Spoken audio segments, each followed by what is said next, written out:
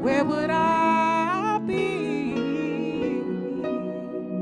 if you left me gone?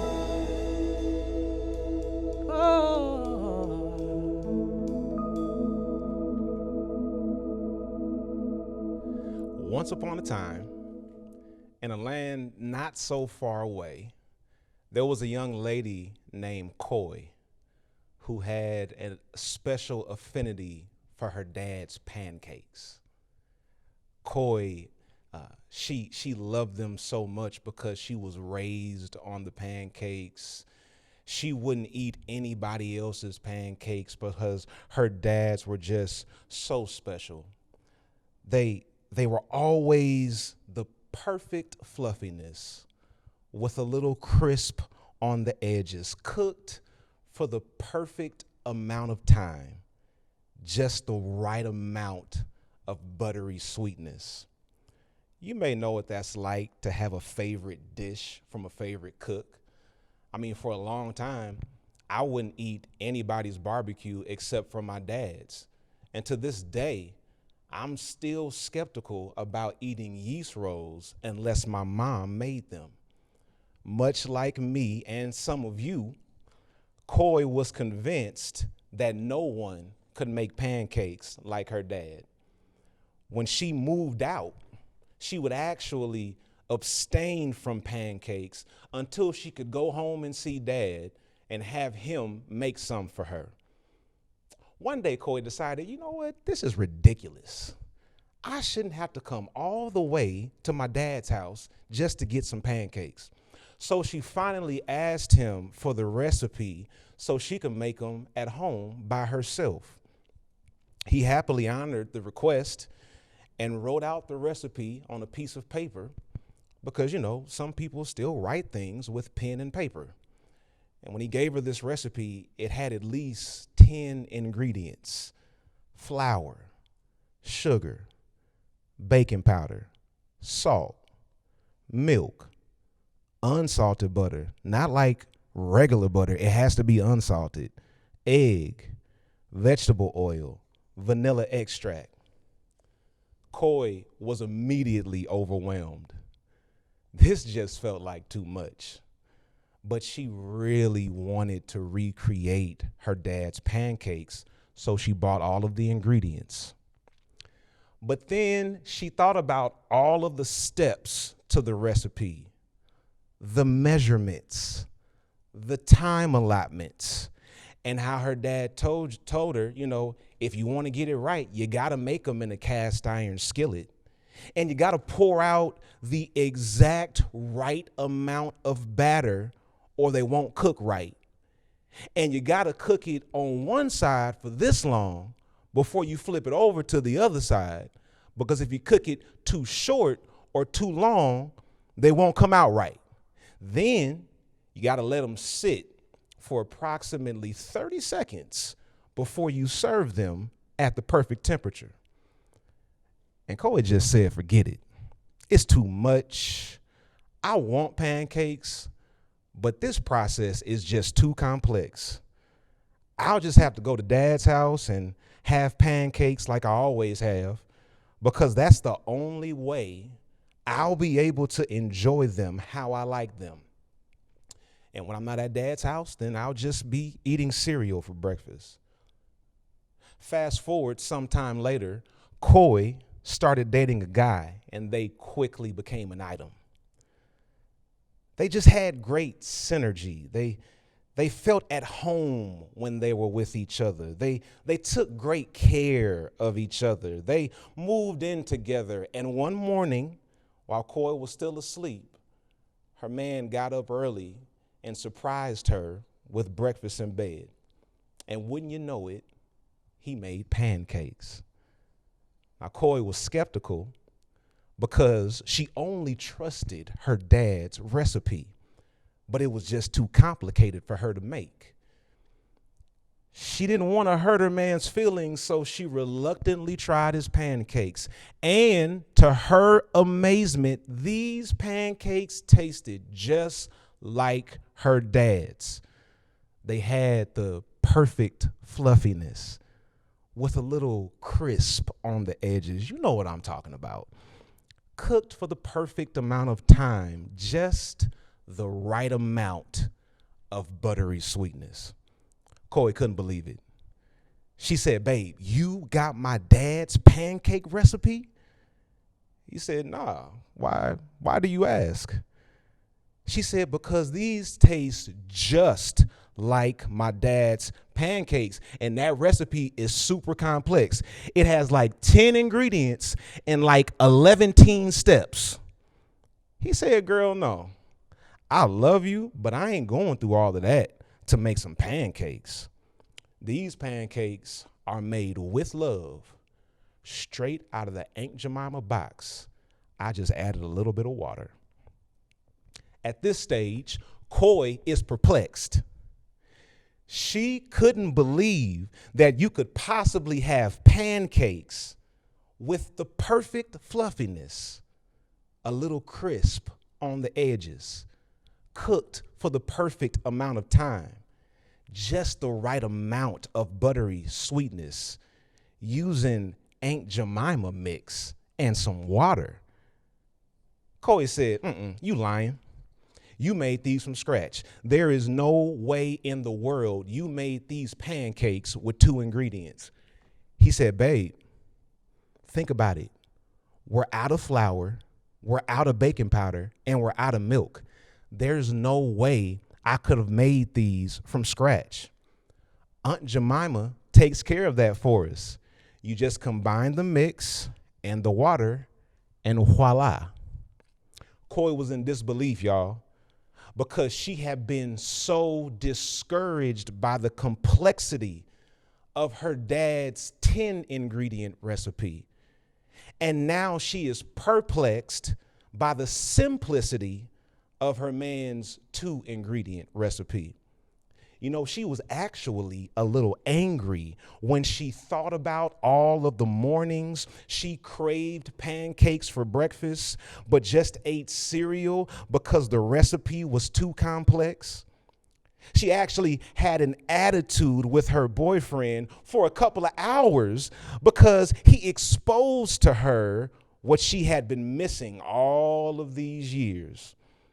Koi could have been enjoying pancakes she wanted all along because the manufacturer simplified the recipe down to 2 simple ingredients.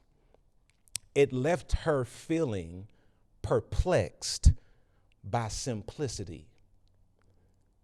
Could it be that Koi's pancake dilemma is a mirror image of many people's theological dilemma? We've been told a life that pleases God requires an extensive, complicated list of ingredients. Do this. Don't do that. That's too short. That's too low. That's too high. That's too aggressive. That's too passive. Don't go here. Don't go there. Don't listen to this. Don't play that. Don't ask questions. Don't push back. Don't think for yourself. Don't show emotion unless you're in worship. And depending on your tradition, you shouldn't even show emotion in worship. Don't dance unless it's a praise dance. Don't meditate. Don't do yoga. Don't burn incense. Don't burn sage. Don't study African spirituality. You know that's witchcraft. Don't drink. Don't smoke. Don't miss church. And don't hang around with those that do. We've been told we can't please God without these ingredients, not realizing that the manufacturer simplified it for us.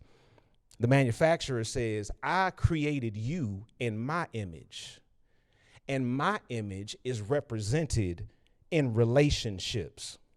So if you want to show your love for me, here's the mix. Just add water. In other words, love yourself and love your neighbor. I got everything else covered. I hear you. I hear you loud and clear through the screen.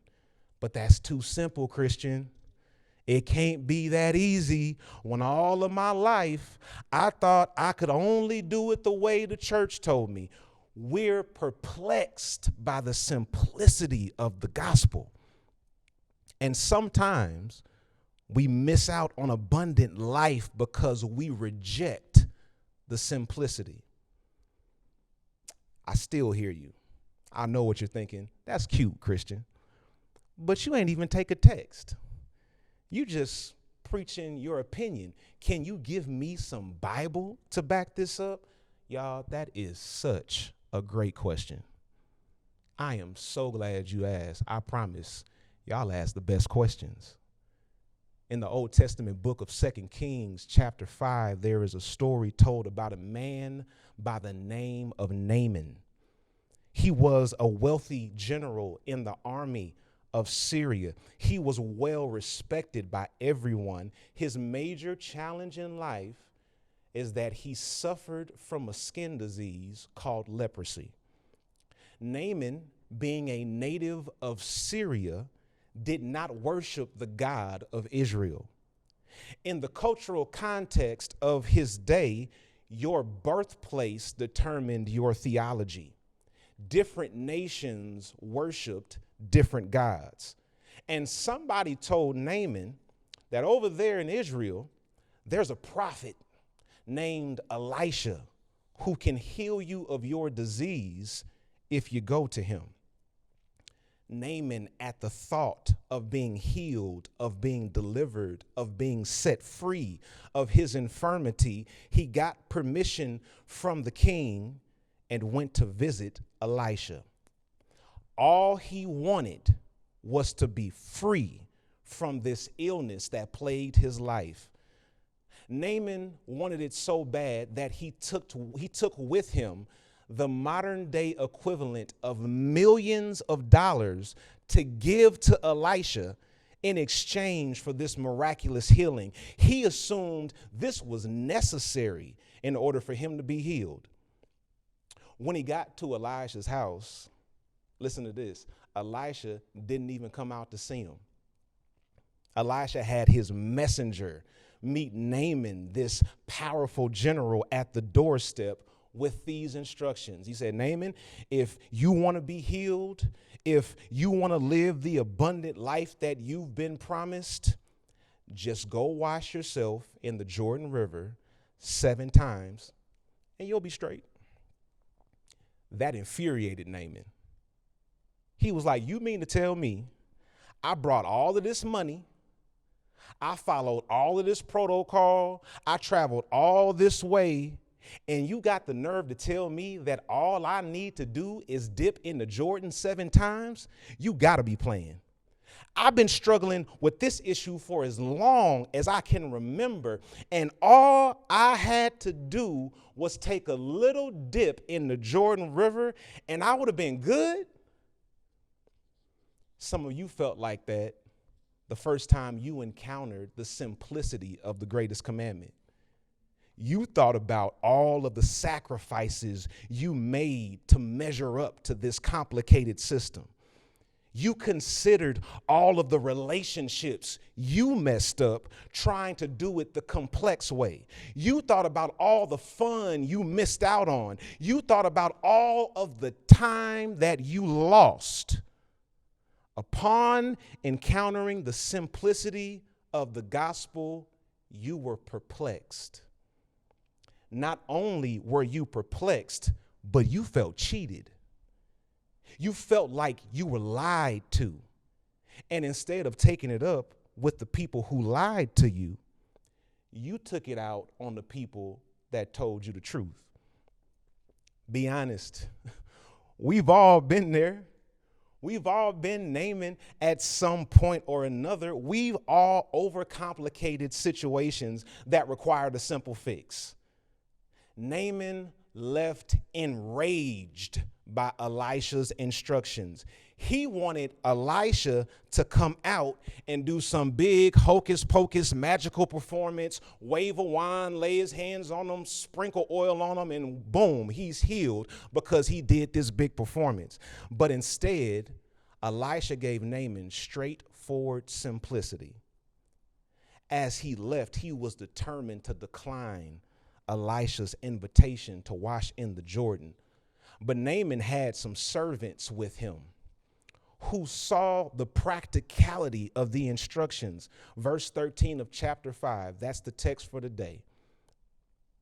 It says, but his servants approached and said to him, Naaman, if the prophet had commanded you to do something difficult, would you not have done it? How much more when all he said to you was wash and be clean? This is why you need some people in your circle who will challenge you when you stray away from yourself. As a matter of fact, right now in the chat, go ahead and tag that person that you know you can count on to pull your coattail when you stray away from yourself, and tell them thank you. Go ahead, seriously, right now, tag that person and tell them thank you for checking me when I stray away from myself, when I lose sight of myself. Thank you for being a good friend when I get out of touch with God's purpose in my life. Yes, I said stray away from yourself, because the best way to get in touch with your creator is to get in touch with the creation. Every journey upwards towards the divinity in heaven begins with a journey inwards towards the divinity in you. And we all need some people who will check us when we lose touch with ourselves. That's what Naaman's servants did for him. Naaman forgot why he came.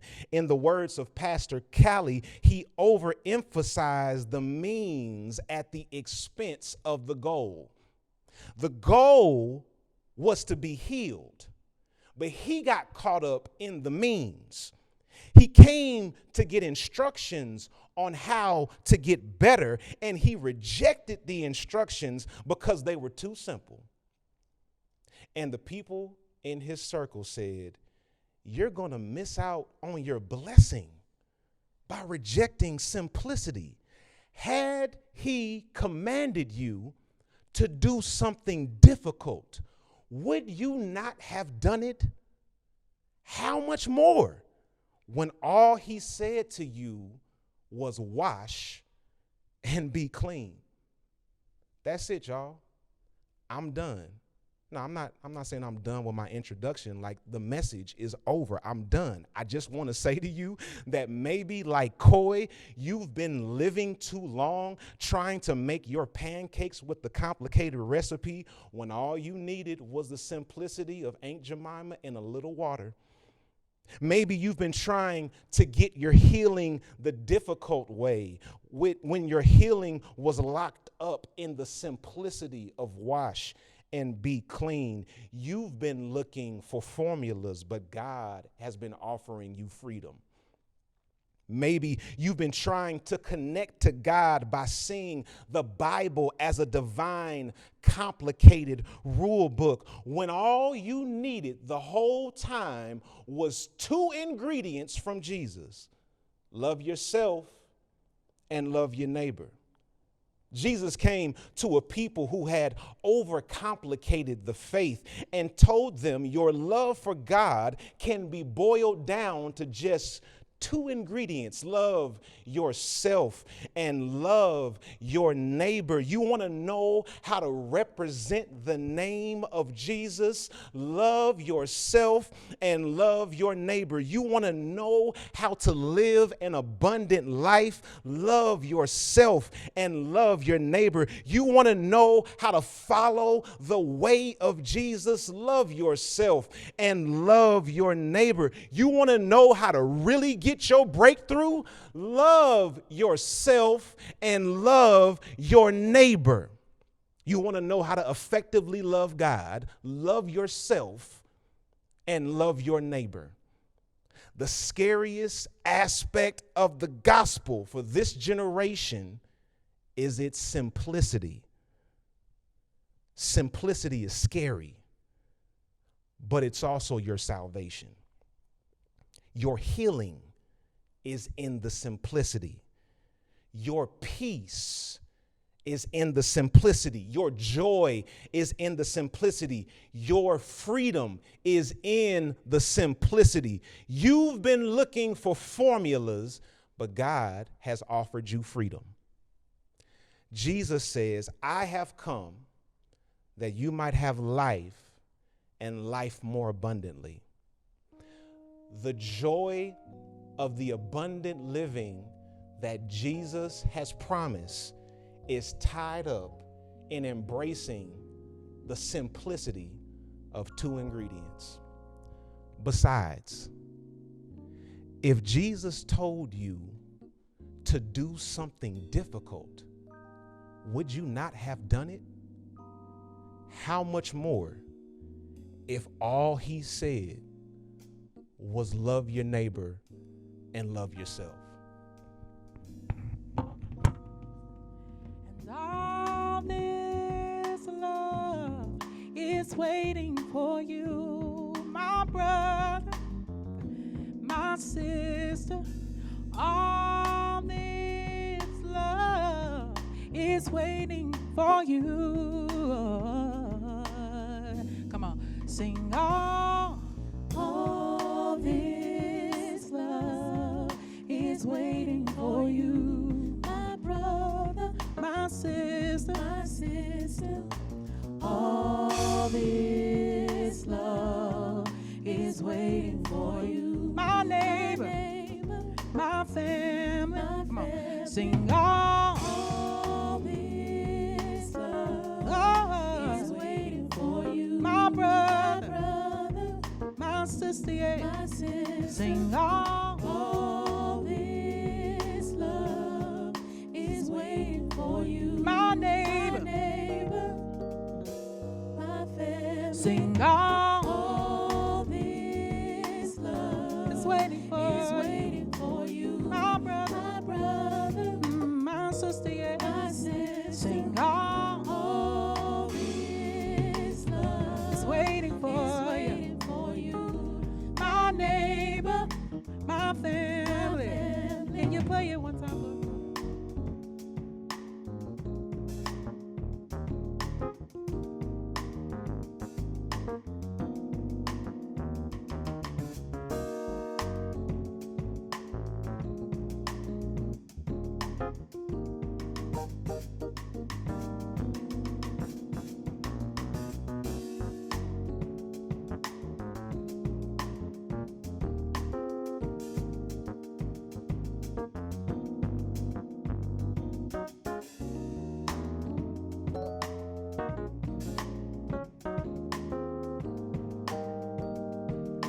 Come on, let's sing it together one more time. Sing all this love is waiting for you, my brother, my sister, yeah. My sister. Sing all this love is waiting for you, my neighbor, sing my family. One more time.